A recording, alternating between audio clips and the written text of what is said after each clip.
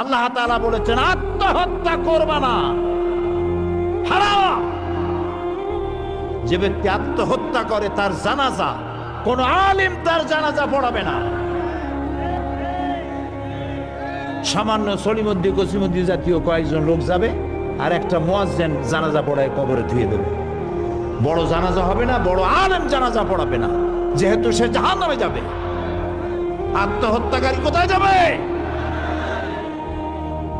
কিন্তু এই যুবক পোলাপানগুলি ওরা তো বোঝে নাই, ওদেরকে বুঝানো হইছে যে তোমরা যদি এই কামটা করো একেবারে বেহেশত তো যাবাই, মরার সাথে সাথে আল্লাহর সামনে গিয়ে হাজির হয়ে যাবে। আপনারা ক্যারাম বোর্ড খেলা নিশ্চয়ই দেখেছেন অনেকে। আরে ভাই কইতে লজ্জা কি, আমিও তো খেলছি ছোটবেলায় ক্যারাম বোর্ড খেলা, এটা কি কোনো গুনাহ নাকি? আমিও খেলছি। ক্যারাম বোর্ড খেলাটা কি? বোর্ডের উপরে কতগুলি এরকমের গুটি থাকে, একটা থাকে লাল, ঠিক না?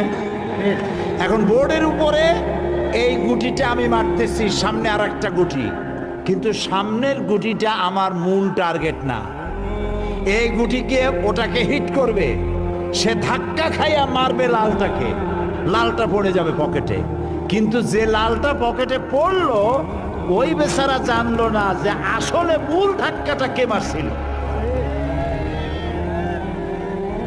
কাজী এই যে যুবক পোলাপানগুলি ইসলামের জন্য জীবন দিতে, জীবন দেওয়া সহজ ব্যাপার না। কত বড় নেশা, পাগল বানায় এদেরকে, মরবার জন্য এসেছে, মরবে সে। একজনে নাকি মোষ খুব বড় ছিল, হাত দিয়ে মোষ এরকম উঁচা করিয়া তারপরে মদ খাইতেছে বহুত কষ্ট করে। তারপরে লোকেরা বললো তো তুমি এত কষ্ট করে মদ খাইতেছো কেন, হাত দিয়ে মোষ এত উঁচা করিয়া?